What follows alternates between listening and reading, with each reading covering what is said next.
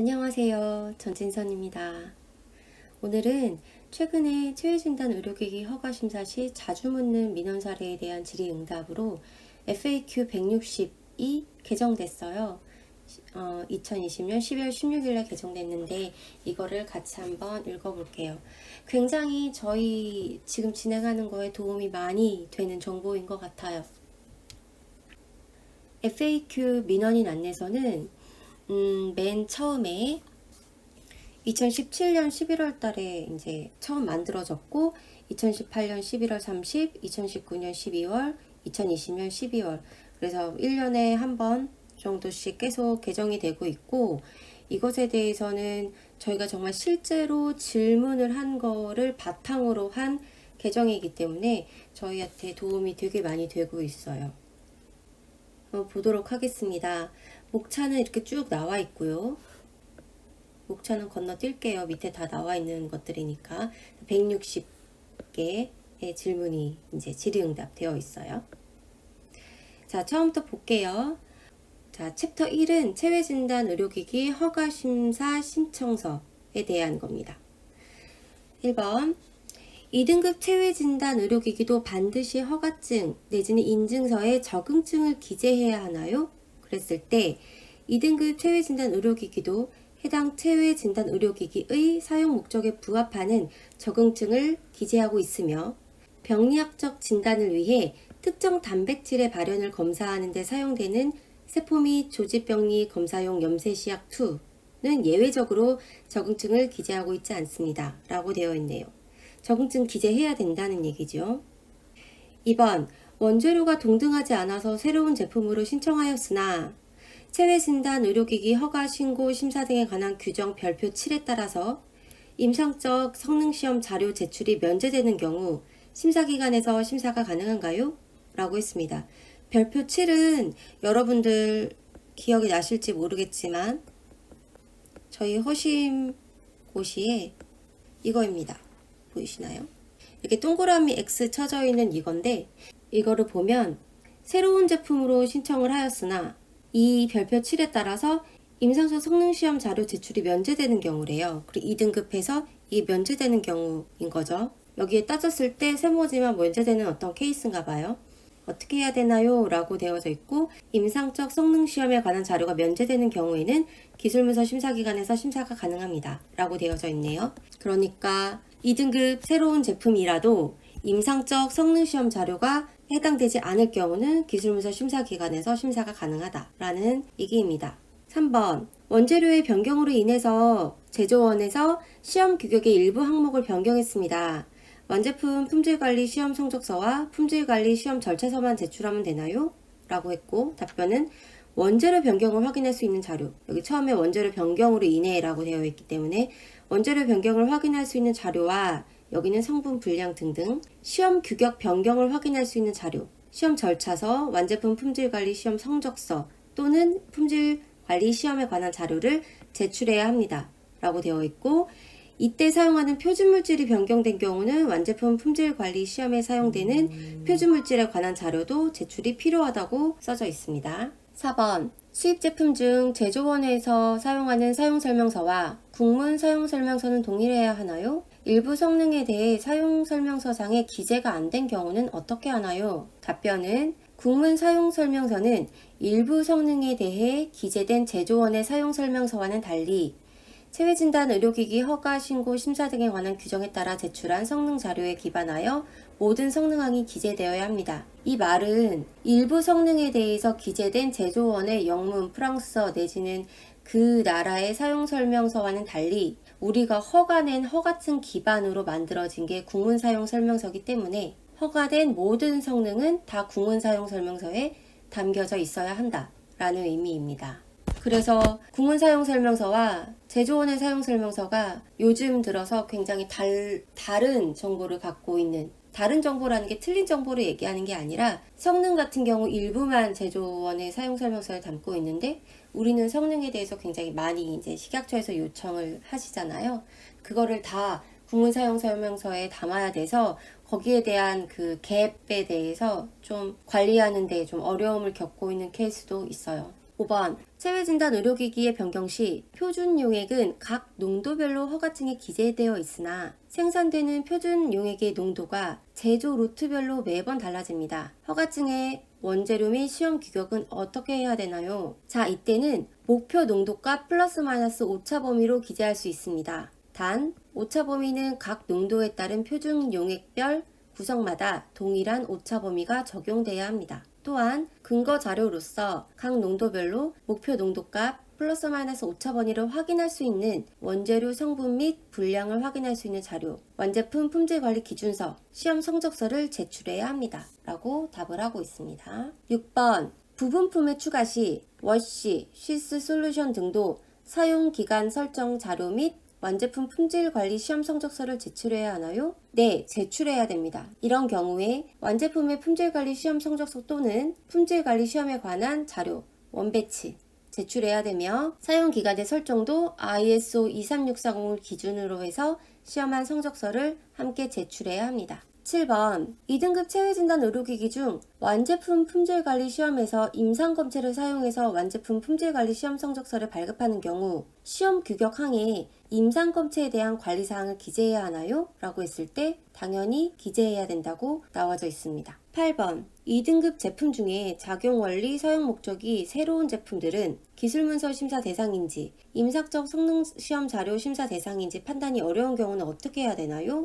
라는 게 질문이었고요. 답변으로는 성능 및 유효성 입증을 위한 임상적 평가 기준을 바탕으로 시험한 자료를 제출해야 되는 제품이라면 제출 대상입니다. 하지만 이것들은 다 체외진단 기기과에 먼저 문의를 해서 판단 여부를 받으시는 게 훨씬 더 유리합니다. 9번 체외진단 의료기기 2등급 품목에 1등급 신고 제품이 한벌 구성 체외진단 의료기기로 함께 구성된 경우 제출 범위 자료는 어디까지인가요? 라고 했을 때 2등급 제품 중 작용원리와 사용 목적이 새로워서 성능 및 유효성 입증을 위해서 임상적 평가 기준을 바탕으로 시험 자료를 제출해야 되는 제품이라면 당연히 제출 대상입니다. 2등급 제품에 대한 성능 자료만을 제출하고 1등급 신고 제품이 함께 구성된 경우는 1등급 신고 제품의 신고사항을 기재하고 별도로 자료 제출은 하지 않습니다. 라고 되어져 있네요. 10번 2017년 1월 1일 이전에 허가받은 2등급 허가증을 인증서로 반드시 재발급 받아야 하나요? 재발급 받으실 필요는 없습니다. 이거는 DB 내에서는 이미 인증으로 다 바뀌었고요. 그 다음에 여기에 대해서 변경을 한다든가 하면 변경이 완료되면 인증서로 나오기 때문에 따로 재발급 받을 필요는 없다고 저도 알고 있습니다. 본질적 동등품목 비교표를 작성해야 되나요? 네, 본질적 동등품목 비교표는 항상 저희가 신규로 들어갈 때 항상 작성해서 제출해야 합니다. 그리고 변경 들어갈 때도 항상 제출을 해야 돼요. 좀 이따 설명을 드리겠지만 동등품목 비교표에서 볼 수 있는 어떤 항목이 변경이 되고 어떤 항목이 그대로 똑같은지를 1차 판단을 할 수 있는 체크리스트이기 때문에 변경을 할 때도 신규를 낼 때도 항상 같이 들어가야 합니다. 12번 체외진단 장비 중 개별 기준 규격에 포함된 시험 항목의 기준 및 시험 방법이 공통 기준 규격과 상이한 경우 기준 및 시험 방법에 관해서는 어떻게 설정해야 되나요? 라고 되어져 있을 때 별도로 있는 경우는 당연히 별도로 설정해야 됩니다. 13번 전기를 사용하는 체외진단 장비의 구성품에 전기 안전 인증 및 무선 인증을 받은 경우 이에 대한 기술문서 기재 요령은 여기에 대해서는 다 전기 안전 인증 및 무선 인증에 관한 내용을 모두 기재하시면 됩니다. 라고 되어져 있습니다. 14번 모바일 의료용 앱에 사용되는 체외진단 제품의 기술문서 기재 요령은 똑같이 모델 및 구조, 원재료에 모바일 의료용 앱이 탑재된 제품에 관한 정보, 모델명, 버전, 최소 사양 등을 기재하시면 됩니다. 15번 기술문서 심사 의뢰서 작성 시에 사용 목적, 모양 및 구조, 사용 방법 등은 제조원의 자료, 카탈로그나 사용자 설명서와 일치하여야 하나요? 네, 그 정보들은 제조원의 자료와 일치해야 합니다. 그리고 제출되는 성적서 자료와도 일치해야 합니다. 16번 원재료의 공급처에서 원재료의 자사 규격에 관한 정보를 제공하지 못하는 경우는 어떻게 해야 되나요? 이때는 무조건 제출해야 됩니다. 거의 요즘에 어떤 경우가 있냐면 OEM으로 이제 외주에서 제품 생산을 하는 곳이 굉장히 많은데 이때 그쪽 OEM 공장에서 컨피덴셜이라고 자료를 안 주는 경우가 있어요. 이럼에도 불구하고 식약처에는 자료를 제출해야 되기 때문에 저희한테 공개를 하지 못한다고 하면 식약처에 직접 보내는 방법으로라도 해야지만 됩니다. 자료를 구하기 힘들다고 아니면 저쪽에서 자료를 제공하지 않는다고 자료 제출이 면제되지는 않습니다. 17번 일회용 의료기기에 재사용이 가능한 충전용 배터리가 함께 부분품으로 포함되는 경우 충전용 배터리의 기술 문서는 어떻게 작성하나요? 답변은 충전용 배터리에 대해서 사용 후 보관 및 관리 방법 등을 상세히 기재해야 합니다. 라고 되어져 있습니다. 18번 사용기한 3년을 확인할 수 있는 안정성 자료를 제출하였으나 사용기한을 2년으로 기재하는 것이 당연한가요? 당연히 가능하지요. 실제 제출하신 자료보다 짧게 기재하실 수 있습니다. 라고 되어져 있네요. 저희가 제출했던 기한보다 짧게는 가능하지만 길게는 가능할 수 없습니다. 19번 기준규격에 있는 시험 기준을 제조자가 설정한 값에 따라서 만족하도록 되어 있는 경우 해당 값을 기술문서의 각 항목 중 어느 항목에 기재돼야 되나요? 라고 돼 있을 때 성능 항목에 기재할 수 있습니다. 20번 의료기기 안정성 시험 기준에 따라서 가속 노화 계획의 주변 온도를 20에서 25도 사이에서 설정하여서 가속 노화 시험을 진행하였습니다. 이 경우 보관 온도를 실온으로 기재하는 것이 가능한가요? 여기에 대한 답변으로는 국제적으로 실온의 온도 범위가 다 다르기 때문에 허가증에는 실온으로 기재할 수는 없습니다. 단 20에서 25도로 시험을 했기 때문에 실제 시험한 온도 범위로 기재를 할 수 있다고 하네요. 21번 동등 공고 제품의 허가 신청 시 다른 제품과 환벌 구성이 가능한가요? 라고 했을 때 아니요 가 답입니다. 동등 공고 사항 이외의 제품이 추가될 수 없습니다. 라고 써져 있죠. 다만 동등 공고 제품 허가 이후에 변경 허가 신청을 통해서 환벌 구성 체외 진단 의료기기를 넣는 것은 가능하며 이 경우에는 비고란에 표기됐던 동등 공고 번호는 삭제됩니다. 라고 답변이 왔습니다. 22번 전기를 사용하는 체외 진단 장비의 공통 기준 규격의 시험 항목은 어떻게 기재하나요? 라는 질문에 대해서는 의료기기 전기기계적 안전에 관한 공통 기준 규격이나 의료기기의 전자파 안전에 관한 공통 기준 규격을 따른다고 답변이 왔습니다. 23번 체외진단 시약의 원재료에 보존 등 안정화를 위한 첨가제가 보조 성분으로 추가되는 경우 기술문서 심사로 허가 변경이 가능한가요? 여기에 대해서는 의료기기의 원재료에 보존 등을 위한 첨가제가 보조 성분으로 추가되는 경우 해당 원재료의 역할, 기능, 안전성, 자료를 내면 기술문서 심사로 허가 변경 신청이 가능합니다. 24번 동일성 검토 후에 허가 신청서 작성은 어떻게 하나요? 동일성 검토 대상인 기허가 제품의 허가증 내용을 현 신청서 양식의 각 항목에 맞게 작성하셔야 합니다. 내용이 추가 또는 삭제되지 않도록 주의하시기 바랍니다.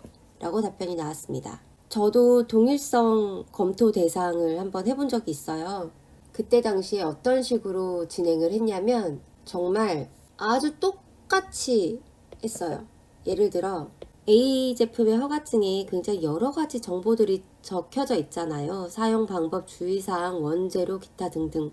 이거를 정말 100% 똑같이 기술 문서로 적어야 돼요. 오기가 당시에는 그랬어요. 당시에는 오기가 있으면 오기 그대로, 단어도 그대로 써야지만 됐었어요. 그래서 동일성 검토 트랙으로 하려면 뭐가 제일 중요하냐면 허가증이나 기술문서를 싹 다 받아야지만 이 작업을 진행할 수 있어요.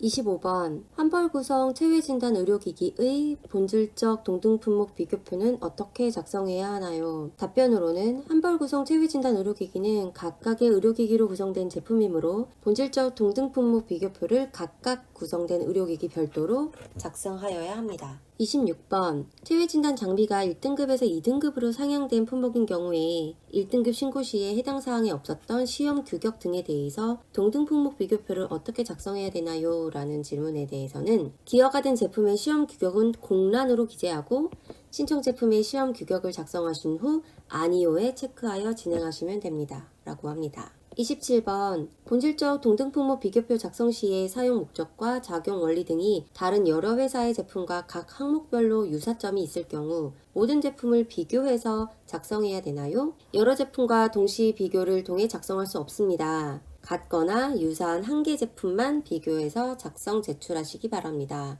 28번 2등급 의료기기의 본질적 동등품목 비교표를 작성할 때 기여가 제품을 동등공고 제품으로 신청 제품을 동등으로 접수하는 경우 기술문서 심사기관에 접수해야 되나요?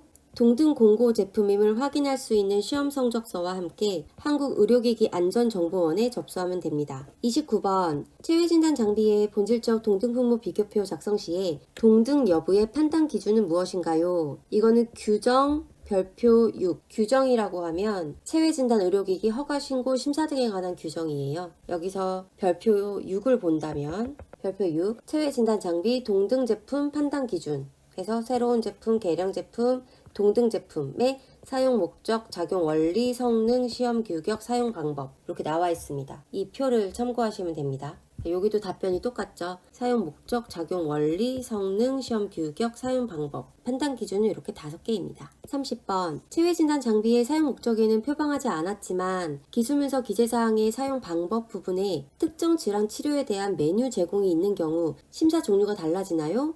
달라질 수 있을 것 같네요. 임상으로. 사용 방법이 동등하지 않은 새로운 제품으로 본질적 동등품목 비교표에 따라 임상적 성능시험에 관한 자료 제출이 필요한 체외진단 의료기기로 심사될 수 있습니다. 라고 되어져 있습니다. 31번 의약품으로 허가받은 물질이 체외진단 의료기기에 첨가하여 사용하는 경우 원재료가 다른 것으로 보고 임상을 진행해야 되나요? 네. 임상시험 심사 대상으로 판단될 수 있습니다. 라고 써져 있네요. 32번 본질적 동등품목 비교표 작성 시에 비교 대상 기여가 제품이 없을 경우 작성 방법 어떻게 하나요? 가장 유사한 허가 제품으로 비교 작성하고 신청자의 서명 후 제출하시면 됩니다. 33번 양도, 양수 또는 인수 합병 등으로 인해서 제조 또는 수입업의 변경 허가 시 해당 업체가 보유한 품목의 제조 수입 허가증 모두를 변경해야 되나요? 라고 되어 있는데요. 이거는 이명 기재하시면 됩니다. 이명 기재를 하실 때는 변경 및 처분 사항에서 연월일, 내용 각각 기재하셔야 됩니다. 34번 1등급 허가 제품의 변경 사항 발생 시 한국의료기기안전정보원에서 처리가 가능한가요? 여기의 포인트는 1등급 허가라는 것 같아요. 그래서 답변도 등급과 무관하게 규정에 따라서 허가된 제품은 식약처에서 민원 업무를 수행합니다. 35번 체외진단 2등급 의료기기의 변경심사는 기술문서 심사기관에서 접수하면 되나요? 네, 그렇죠. 2등급 체외진단 의료기기의 경우 기술문서 심사를 통해 진행되는 변경허가 역시 기술문서 심사기관에서 심사를 진행합니다. 라고 되어 있네요. 36번 체외진단 시약의 경우 하나의 자료로 장비와 시약을 각각 허가받을 수 있나요? 이건 안 될 것 같네요. 분석장비와 시약의 허가 시에 제출되는 자료가 동일하지 않으므로 각각의 자료를 제출해야 됩니다. 라고 되어 있어요. 기기의 경우는 전기기계적 안전 및 성능을 확인할 수 있는 자료, 시약의 경우는 민감도, 특이도, 정확도 등 표준물질과 검체를 이용해서 시약의 성능을 확인할 수 있는 자료를 제출하셔야 합니다. 라고 되어 있고 규정 25조를 보라고 되어 있네요. 규정 25조는 25조 심사자료의 종류 및 범위에서 쭉 나와져 있습니다. 37번 체외진단 의료기기 중 2등급 제품은 언제부터 인증 대상으로 변경되었으며 인증 기간은 어디인가요? 라는 질문에 대해서 17년 1월 1일부터 인증 대상 의료기기로 변경되었으며 처리 기간은 한국의료기기안전정보원입니다. 가 답변입니다. 38번 2등급 체외진단 의료기기가 최초 허가 시 임상적 성능시험 자료심사가 포함되었다면 향후 허가 변경 시 어느 기관으로 변경 신청을 하나요? 최초 허가 시에 임상 성능 자료를 포함해서 허가 심사된 제품은 인증 심사 대상이 아니므로 식약처로 허가 변경을 신청해야 합니다. 39번 체외진단 시약 중 그 사용 목적이 법의학에 해당되는 제품도 체외진단 의료기기로 허가를 받아야 되나요? 답변은 아니요 입니다. 체외진단 의료기기법 제2조 정의에 따라서 법의학을 목적으로 하는 제품은 체외진단 의료기기에 해당되지 않으므로 허가심사 대상이 아닙니다. 라고 되어 있어요. 40번 임상적 성능시험 자료를 제출해야 하는 체외진단 의료기기의 경우 제조 수입 허가 및 기술문서 심사 처리는 얼마나 걸리나요? 임상적 성능시험 자료 심사 대상 의료기기의 제조 수입 허가 처리 기한은 80일이며 기술문서 심사 처리 기한이 70일입니다. 참고로 임상적 성능시험 자료가 필요 없는 기술문서 심사의 경우는 65일입니다. 이 기간은 다 워킹데이예요. 캘린더 데이가 아니고. 그래서 월화수목금만 해당되고 빨간 날 다 빠지고요. 41번 1등급 체외진단 의료기기의 양도양수 민원 신청도 지방청에서 처리하나요? 아니요. 한국의료기기안전정보원에서 처리합니다. 42번 1등급 체외진단 의료기기 중 기존 신고 제품과 동등하지 않은 제품인 경우는 어떤 절차를 진행해야 되나요? 답변으로는 1등급 의료기기 중 이미 허가를 받거나 신고한 의료기기와 본질적으로 동등하지 않은 제품의 경우는 품목별 신규 허가를 진행해야 됩니다. 라고 되어져 있습니다. 43번 기준 규격이 있는 체외진단 의료기기인 경우 기준 규격 개정을 위해 행정예고가 진행 중이라면 진행 중인 기준 규격에 따라 허가심사 신청이 가능한가요? 이건 애매하네요. 답변을 한번 볼까요? 행정예고가 진행 중인 기준 규격은 확정된 것이 아니므로 적용할 수 없음을 알려드립니다. 그러면은 구 기준 규격에 따르면 된다는 얘기네요. 그쵸? 44번 수입 허가받은 의료기기의 일부를 허가받은 제조원에 위탁 제조하여 수입하고 나머지 구성품을 국내 제조사에서 완제품을 만드는 경우 제조로 허가를 득할 수 있나요? 그렇죠. 제조 허가를 득할 수 있는 것으로 판단됩니다. 답변도 그렇게 나와져 있네요. 그리고 이렇게 생각하시면 될 것 같아요. 시장에 풀기 전에 무언가 한국 땅에서 패키징을 다시 하는 경우는 무조건 제조업을 받아야 된다고 생각을 하시면 될 것 같습니다. 45번 제조원 변경 등으로 인한 허가증 분리 절차는 어떻게 되나요? 이 질문에 대한 답변은 이렇게 나와 있습니다. 기허가 받은 모델 중에 일부가 제조원 변경 등으로 변경 허가가 필요한 경우는 변경 허가 및 신규 허가를 동시에 진행하시면 됩니다. 라고 되어 있네요. 예를 들어 기존 허가증에 따르면 제조원이 A였고 모델명 LBC가 나왔었지만 이것에 대해서 허가증 분리를 할 때 A에서 AB 이거는 변경 허가가 되겠고 제조원 B는 신규잖아요. B에서 C는 신규 허가로 진행을 하라는 말입니다. 46번 사전 GMP에 따라서 제품 허가 시에 GMP 적합 인정서를 제출해야 하지만 허가 신청 시 제출하지 못한 경우 조건부 허가로 신청할 수 있는데 이때 조건부 허가 기간은 얼마나 되나요? 이 기간은 2년입니다. 2년 이내에 GMP 적합 인정서를 제출해서 조건부가 아닌 정식으로 허가증을 재발급 받아야 합니다. 47번 사용 목적이 다른 모델명을 하나의 허가증에 기재해도 되나요? 이건 안 됩니다. 답변에도 나와 있지만 하나의 허가증에 기재가 가능한 모델은 동일 제품군에 해당하므로 사용 목적이 다른 모델명을 하나의 허가증에 기재할 수 없습니다. 라고 설명을 하고 있습니다. 48번 외국에서 연구 개발용으로 개발된 제품을 체외진단 의료기기로 허가가 가능한가요? 자료만 있다면 가능하겠죠. 여기 나와 있듯이 체외진단 의료기기 허가 신고 심사 등에 관한 규정 제25조 27조에서 정한 기술문서 자료 일체를 제출하고 그 자료가 KGMP 등 규정에서 정한 자료 요건에 적합하고 임상적 성능 등 평가 결과가 타당하다면 허가는 가능합니다. 라고 설명을 하고 있습니다. 49번 원재료의 기재 방법 중 주성분을 제외한 보조 성분의 배합 목적을 보조 성분이라고 기재가 가능한가요? 그리고 성분을 정량으로 기재가 가능한가요? 이건 아니고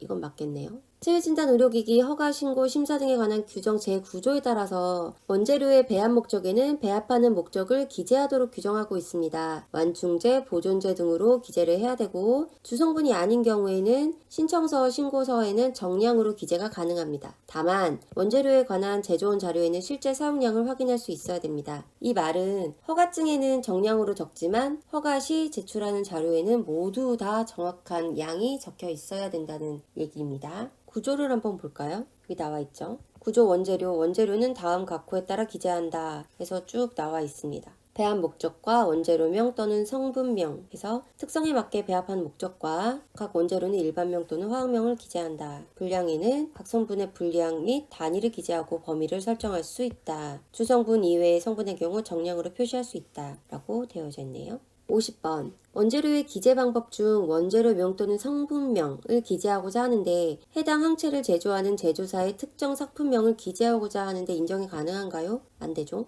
아까 봤듯이 일반명 또는 화학명을 기재해야 됩니다.